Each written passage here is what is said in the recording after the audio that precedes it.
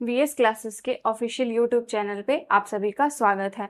आज हम क्लास 12 की केमिस्ट्री पढ़ेंगे। क्लास 12 की केमिस्ट्री के जो आपका सिलेबस है वो बहुत सारे चैप्टर्स जो हैं आपके रिड्यूस हुए हैं।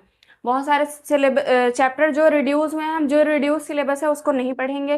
जो चैप्टर जो कंटेंट में आपके जो एग्जाम्स वगैरह में आ रहे हैं और जो आप पढ़ते हो, हम उसके बारे में ही पढ़ेंगे। तो फर्स्ट चैप्टर आपका डिलेटेड है, वो रिड्यूस सिलेबस में है, तो हम फर्स्ट चैप्टर नहीं पढ़ेंगे और सेकंड चैप्टर से स्टार्ट करते हैं। सेकंड चैप्टर है आपका सॉल्यूशन, तो सॉल्यूशन के बारे में हम पढ़ेंगे। फर्स्ट ऑफ ऑल हम देखेंगे कि सॉल्यूशन क्या होता है, किस किस टाइप के सॉल्यूशन होते हैं, कैसे कैसे सॉल्यूशन होते हैं, उसके बारे में हम देखते हैं। नाउ वी स्टार्ट और देखेंगे कि हम सॉल्यूशन क्या है। ठीक है, solution are the homogeneous mixture of two or more then components. मतलब जो आपका सॉल्यूशन है, क्या कहते हैं, दो और दो से ज्यादा कंपोनेंट्स का क्या कहते हैं, सॉल्यूशन है। दो और दो से ज्यादा कंपोनेंट्स का जो सॉल्यूशन है, होमोजीनियस मिक्सचर है, उसी को आप सॉल्यूशन बोलते हैं। मतलब कोई भी आप क्या कहते हैं, किसी चीज का मिक्सचर ले रहे हो, वो दो होना चाहिए या फिर दो से ज्यादा होना चाहिए। जो आप दो और दो से ज्यादा मिक्सचर ले रहे हो किसी चीज का, वही मिलके क्या बनेगा, आपका सॉल्यूशन।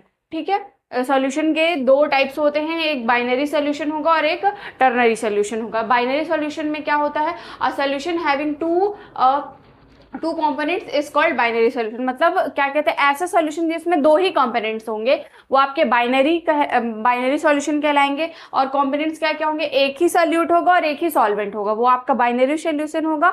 और सेकंड जो टर्नरी सॉल्यूशन होगा वो देख लेते हैं। A solution having three components is called और टर्नरी सॉल्यूशन। मतलब ऐसा सॉल्यूशन जिसमें थ्री कंपोनेंट्स होने चाहिए, वही आपकी टर्नरी सॉल्यूशन कहलाएगी। और टर्नरी सॉल्यूशन का जो कंपोनेंट होता है वो टू सॉल्यूट्स होते हैं और एक सॉल्वेंट होता है। मतलब हमने क्या देखा सबसे पहले कि सॉल्यूशन क्या होता है, मतलब किसी भी दो और दो से ज्यादा कंपोनेंट्स का जो होमोजीनियस मिक्सचर होता है वो आपका सॉल्यूशन कहलाएगा। और क्या कहते हैं, सॉल्यूशन बाइनरी होता है और टर्नरी होता है। बाइनरी में क्या होता है, टू कंपोनेंट्स का मिक्सचर होता है, आपके दो कंपोनेंट्स आपका क्या होगा, एक सॉल्यूट होगा और एक सॉल्वेंट होगा। फिर क्या है आपका टर्नरी। टर्नरी कितने क्या कहते हैं कंपोनेंट्स का मिक्सचर होता है, थ्री कंपोनेंट्स का। थ्री कंपोनेंट्स आपके क्या क्या होंगे, दो सॉल्यूट होगा और एक सॉल्वेंट होगा। अब आगे हम देखेंगे types of solution. Types of solution कितने होते हैं, दो टाइप्स के सॉल्यूशन होते हैं, on the basis of physical state और on the basis of concentration. On the basis of physical state में भी अलग अलग टाइप के आपके सॉल्यूशन मिलेंगे और on the basis of concentration में भी अलग अलग टाइप के आपके सॉल्यूशन मिलेंगे। तो आइए हम देखते हैं कि on the basis of physical state में कौन कौन से सॉल्यूशन होते हैं। जैसा कि हमने देखा कि types of solution two types के होते हैं, on the basis of physical state और on the basis of concentration. तो on the basis of physical state में थ्री टाइप्स के होते हैं, हम अब उसके बारे में पढ़ेंगे। On the basis of physical state there are three types. मतलब on the basis of physical state के बेस पे थ्री टाइप्स होते हैं सोल्यूशन के। कौन कौन से, गैसियस सॉल्यूशन, लिक्विड सॉल्यूशन और सॉलिड सॉल्यूशन। अब हम एक एक करके सारे सॉल्यूशन के बारे में पढ़ेंगे। फर्स्ट हम गैसियस सॉल्यूशन के बारे में देखेंगे। जो गैसियस सॉल्यूशन है आपका, when a solution is obtained in gaseous state is called gaseous solution. मतलब कोई भी आप किसी चीज का सॉल्यूशन बनाते हो तो वो किसी भी चीज का जब सॉल्यूशन बनाते हो तो किस स्टेट में आपको मिलता है, अगर वो आपको गैसियस स्टेट में मिलता है तो क्या कौन सा सॉल्यूशन कहलाता है, आपका gaseous solution. Such type of solution is prepared by the dissolving on liquid vapor और solid vapor in a gas। मतलब ये सॉल्यूशन हमें कैसे प्रिपेयर करके मिलता है, जो गैस को हम क्या करते हैं, डिजोल्विंग गैस, मतलब गैस को डिजोल्व करते हैं किसमें, लिक्विड वेपर में, सॉलिड वेपर में, और या फिर सॉलिड को वेपर इन अ गैस। ठीक है, क्या कहते हैं, gaseous solution. When a solution is obtained in a gaseous state is called gaseous solution. Such type of solution is prepared by the dissolving gas को डिसॉल्व करके, liquid vapour को dissolve करके और सॉलिड वेपर को gas में dissolve करके। मतलब जो हमें सॉल्यूशन मिल रहा है अगर वो गैसियस स्टेट में है तो आपका कौन सा सॉल्यूशन कहलाएगा, गैसियस सॉल्यूशन कहलाएगा। ठीक है, सेकंड क्या है आपका, liquid solution. Liquid solution when a solution is obtained in a liquid state. मतलब कोई भी आपका जो सॉल्यूशन बना रहे हो, जैसे उसमें कैसा आपको मिल रहा था, सॉल्यूशन बना रहे थे तो गैसियस स्टेट में, और इसमें कैसे मिलेगा, कोई भी आप जब सॉल्यूशन बना रहे हो तो कौन से स्टेट में मिल रहा है, लिक्विड स्टेट में। मतलब आप सॉल्यूशन बना रहे हो और क्या कहते हैं, बनने के बाद वो किस स्टेट में मिल रहा है हमें? लिक्विड स्टेट में। अगर हमें लिक्विड स्टेट में मिल रहा है तो हम उसको क्या बोलेंगे? लिक्विड सॉल्यूशन बोलेंगे। और इस टाइप के सॉल्यूशन को कैसे प्रिपेयर किया जाता है? सच type of solution is prepared by the gas को डिसॉल्व करके, लिक्विड और सॉलिड्स को डिसॉल्व करके। किसमें? लिक्विड में। लिक्विड को लिक्विड में डिसॉल्व करेंगे, या फिर किसी सॉलिड्स को लिक्विड में डिसॉल्व करेंगे, या फिर गैस को डिसॉल्व करेंगे, तो उससे जो हमें स्टेट मिलेगा वो अगर लिक्विड स्टेट में मिल रहा है तो हमें कौन सा सॉल्यूशन कहेंगे? उसको लिक्विड सॉल्यूशन। हमने गैसेस सॉल्यूशन देख लिया, लिक्विड सॉल्यूशन देख लिया, और थर्ड है आपका solid solution. When a solution is obtain in a solid state, मतलब आप जैसे कोई भी सॉल्यूशन बना रहे हो तो जैसे उसमें कैसा आपको मिल रहा था? गैसेस स्टेट में मिल रहा था। सेकंड वाले में आपको कैसे मिला? लिक्विड स्टेट में मिला। और ये थर्ड वाला आपका क्या है? इसको कैसे मिलना चाहिए? सॉलिड स्टेट में बनना चाहिए। मतलब आपको कैसा मिलना चाहिए? ऑब्टेन होना चाहिए सॉलिड स्टेट में। तो आपका कौन सा सॉल्यूशन कहलाएगा? Solid solution. और such type of solution is prepared by the, इसको भी वैसे ही प्रिपेयर किया जाता है। गैस को हम किसी गैस को डिसॉल्व कर लिए, किसी सॉलिड्स को डिसॉल्व कर लिए, या फिर क्या कहते हैं सॉलिड्स को लिक्विड में डिसॉल्व कर लिए, या फिर सॉलिड को सॉलिड के साथ डिसॉल्व कर लिए। प्रिपेयर्ड डिसॉल्विंग गैस, लिक्विड और सॉलिड इन अ सॉलिड, मतलब गैस डिसॉल्व कर लिए, लिक्विड डिसॉल्व कर लिया, या फिर सॉलिड को ही सॉलिड में डिसॉल्व कर लिए। अगर हमें वो किस स्टेट में मिल रहा है? हमें सॉलिड स्टेट में मिल रहा है तो हम उसको कौन सा सॉल्यूशन बोलेंगे? Solid solution. एक बार और देख लेते हैं। बेसिस ऑफ फिजिकल स्टेट में आपका क्या कहते हैं? 3 टाइप्स के गैसेस सॉल्यूशन होते हैं। 3 टाइप्स के सॉल्यूशन होते हैं, गैसेस सॉल्यूशन, लिक्विड सॉल्यूशन और सॉलिड सॉल्यूशन। मतलब गैसेस सॉल्यूशन मतलब आपको सॉल्यूशन बनाने पे गैसेस स्टेट मिल रहा है तो आपका गैसेस सॉल्यूशन हो गया। अगर सॉल्यूशन बनाने पे लिक्विड स्टेट मिल रहा है तो आपका लिक्विड सॉल्यूशन हो गया। और क्या कहते हैं? सॉल्यूशन बनाने पे आपको सॉलिड स्टेट मिल रहा है तो क्या कहते हैं? रिजल्ट जो आपका होगा वो अगर सॉलिड में है तो क्या कहते हैं? कौन सा सॉल्यूशन कहलाएगा? आपका सॉलिड सॉल्यूशन। किसी गैस को आप डिसॉल्व कर दिए, किसी लिक्विड को डिसॉल्व कर दिए, किसी सॉलिड को सॉलिड में डिसॉल्व कर दिए, किसी लिक्विड को लिक्विड में डिसॉल्व कर दिए, तो ये जो स्टेट हमें 3 टाइप्स की जो स्टेट मिलेंगी तो अलग अलग सेपरेट सेपरेट रहेंगी। और अगर गैसेस में है तो आपको गैसेस बोल दिए, लिक्विड में है तो लिक्विड सॉल्यूशन बोल दिए, और सॉलिड में है तो सॉलिड सॉल्यूशन बोल दिए। ठीक है, अब हम नेक्स्ट देखेंगे on the basis of concentration. On the basis of concentration पे भी अलग अलग टाइप के आपके सॉल्यूशंस होते हैं। तो हम इसके बाद अब देखेंगे on the basis of gases solution concentration पे। On the basis of concentration पे भी ऐसे, जैसे इसमें 3 टाइप्स है उसमें भी अलग अलग टाइप है, तो उस चीज को एक एक करके अब हम पढ़ेंगे। जैसा कि हमने देखा था कि टाइप्स ऑफ सॉल्यूशन क्या कहते हैं? On the basis of physical state पे 3 थे, गैसियस, सॉलिड, लिक्विड और सॉलिड, जो हमने देख लिया है। अब है on the basis of concentration. On the basis of concentration पे आपके 5 सॉल्यूशंस हैं। कौन कौन से? क्या कहते हैं? Dilute solution, concentration solution, saturated solution, unsaturated solution और सुपर सैचुरेटेड सॉल्यूशन। तो एक एक करके हम सारे सॉल्यूशन के बारे में पढ़ेंगे। On the basis of concentration में जो आपका सॉल्यूशन है वो कितने टाइप का है? 5 टाइप का है। मतलब जैसे कि on the basis of physical state में हमने देखा था कि 3 टाइप्स के थे, गैसियस था, लिक्विड था और सॉलिड था। वैसे ही on the basis of concentration में जो सॉल्यूशन का आपका टाइप है 5 है, dilute solution, concentration solution, saturated solution, unsaturated solution और सुपर सैचुरेटेड सॉल्यूशन। अब एक एक करके हम सभी सॉल्यूशन के बारे में देख लेते हैं। पहला क्या है आपका? Dilute solution. A solution in which a relatively small amount of solute is dissolved in the solvent is called dilute solution. मतलब डाइल्यूट सॉल्यूशन में आपका क्या होगा?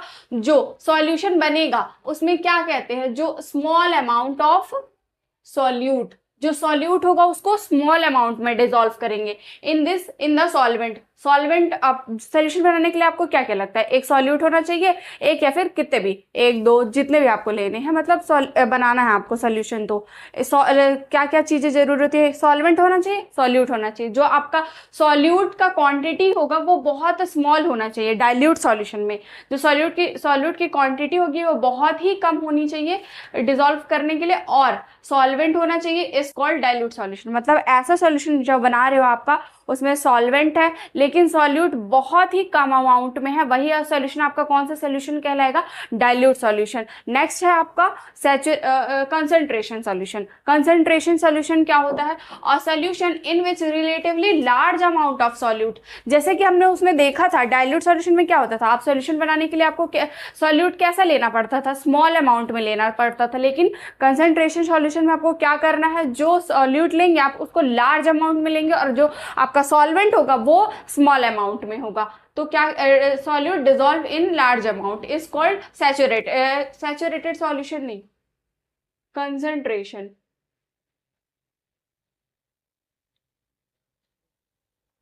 कंसंट्रेशन, ठीक है। Next saturated solution. Saturated solution आपका क्या होता है, a solution in which no more solute can be dissolve at a given temperature. मतलब सैचुरेटेड में आपका सॉल्यूट होना ही नहीं चाहिए, no more solute can be dissolve at a given temperature is called saturated solution, ठीक है। कोई भी आपका सॉल्यूट नहीं होना चाहिए डिसॉल्व करने के लिए, वो आपका कौन सा सॉल्यूशन कहलाएगा, सैचुरेटेड सॉल्यूशन। और अनसैचुरेटेड सॉल्यूशन में क्या होता है, a solute in which some more solute can be dissolve at the given temperature is called unsaturated solution. मतलब जैसा कि सैचुरेटेड सॉल्यूशन था जिसमें आपको सॉल्यूट डिसॉल्व नहीं करना है, ठीक उसी का अपोजिट अनसैचुरेटेड जिसमें आपको क्या कहते हैं, in which some more solute can dissolve, this is called unsaturated solution, ठीक है। अब सुपर सैचुरेटेड सॉल्यूशन आपका क्या होता है, a solution in which excess of solute is dissolve. मतलब सॉल्यूट कैसा होना चाहिए, एक्सेस होना चाहिए, dissolve, then we can present a saturated solution is called. फिर उसको कैसे हम प्रेजेंट करते हैं सैचुरेटेड सॉल्यूशन में, तो उसी सॉल्यूशन को हम क्या कहते हैं, सुपर सैचुरेटेड सॉल्यूशन। जैसा कि हम देख रहे थे कि बेसिस ऑफ कंसंट्रेशन में 5 टाइप के आपके सॉल्यूशंस थे, डाइल्यूट सॉल्यूशन था, कंसंट्रेशन था, सैचुरेटेड था, अनसैचुरेटेड था, सुपर सैचुरेटेड था। अब एक बार इसी को एक बार रिपीट कर लेते हैं क्या क्या होता है। सॉल्यूट में आपका क्या होगा, जो सॉल्वेंट होगा वो बहुत ही कम क्वांटिटी में होगा, तो और सॉल्वेंट ज्यादा होगा तो आपका कौन सा सॉल्यूशन कहलाएगा, डाइल्यूट सॉल्यूशन। वैसे ही कंसंट्रेशन में क्या होगा, जो आपका क्या कहते हैं, सॉल्यूट लार्ज अमाउंट में होगा और सॉल्वेंट कम होगा तो आपका क्या कहलाएगा, कंसंट्रेशन।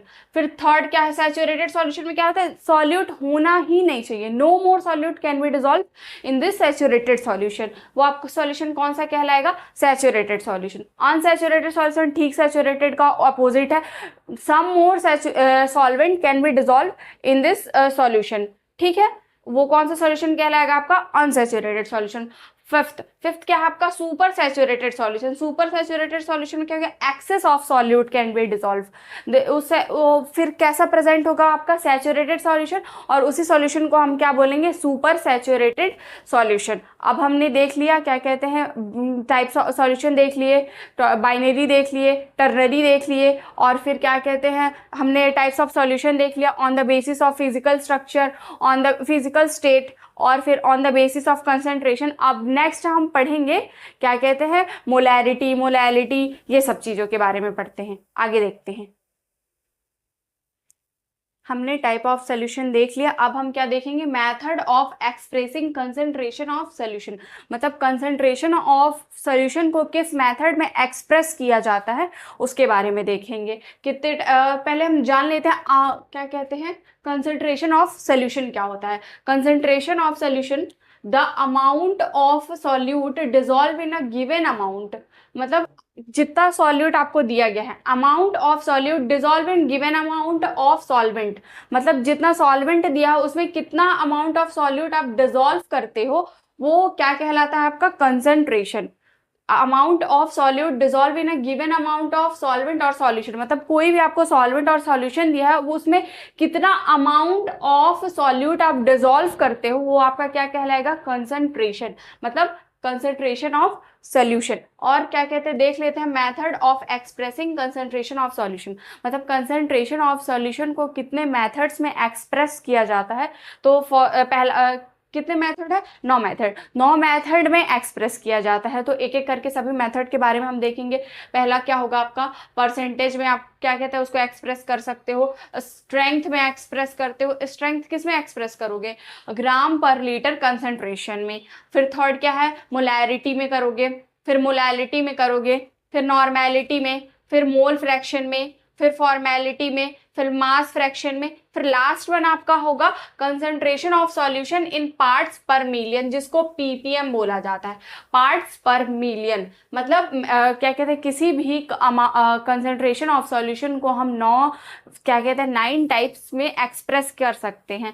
किस किस टाइप में आप कर लोगे, क्या कहते हैं, परसेंटेज में करोगे, स्ट्रेंथ में करोगे, मोलैलिटी में, normality, mole fraction, formality, mass fraction, concentration of solution in parts पर मिलियन, मतलब पीपीएम। अब एक एक करके इन्हीं सभी क्या कहते हैं एक्सप्रेसिंग मेथड के बारे में पढ़ेंगे। फर्स्ट ऑफ ऑल हम पढ़ेंगे सबसे पहले परसेंटेज के बारे में, कि परसेंटेज में कैसे आप कंसंट्रेशन को एक्सप्रेस करते हो। ठीक है, स्टार्ट करते हैं हम परसेंटेज से।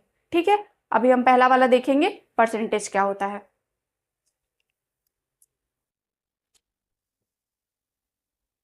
हम देख रहे थे कि क्या कहते हैं कंसंट्रेशन ऑफ सॉल्यूशन को कैसे किस किस मेथड में एक्सप्रेस किया जाता है। तो उसके 9 मेथड थे। हम अभी पहले मेथड से शुरू करते हैं जो परसेंटेज है। परसेंटेज में क्या होगा आपका, परसेंटेज में कैसे एक्सप्रेस करोगे कंसंट्रेशन ऑफ सॉल्यूशन को। The concentration is a percentage is expressed as, मतलब किसी भी कंसंट्रेशन को परसेंटेज में आप कैसे एक्सप्रेस करोगे, expressed as a parts of solute, जो सॉल्यूट के पार्ट होंगे dissolved per 100 parts of the solution by weight और वॉल्यूम।